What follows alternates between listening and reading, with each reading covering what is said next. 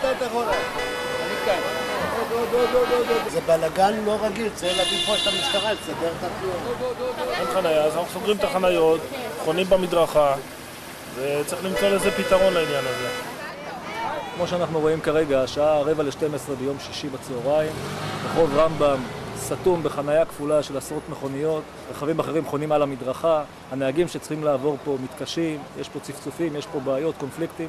הדבר הזה מסוכן ולא ראוי בבית ספר במדינת ישראל.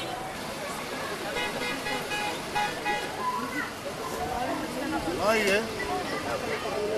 אתם סובלים פה מהחניות? סובלים מאוד. לא סובלים. קבוע, זה לא פעם אחת. קבוע. קטסטרופה, כמו שאתה רואה, אין חנייה. עכשיו הם עשו טובה, הוסיפו עוד 2 חניות להורדת תלמידים, אבל אם אתה מחנה שם יותר מ5 דקות אז קונסים אותך. זה גם סרט, אז אם אתה צריך ללוות ילד בכיתה א', אין מצב.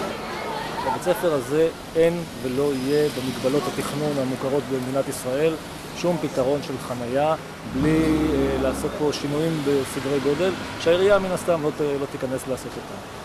והמצב הזה לא מקובל עלינו בתור הנחת עבודה לייחוד שהעירייה יוזמת, שהוא כשלעצמו יכול ובהחלט ראוי שיתבצע, אבל במתקן של בית ספר זיו, שבו התשתיות מתאימות יותר, יש חנייה ציבורית על יד בית העלמין, יש חנייה ברחוב, הכל הרבה יותר נוח ומרווח, וכולם יכולים רק ליהנות מהדבר הזה. הרבה ויכוחים, צעקות, צפצופים, וזהו, בסוף זה נפתר. חבל.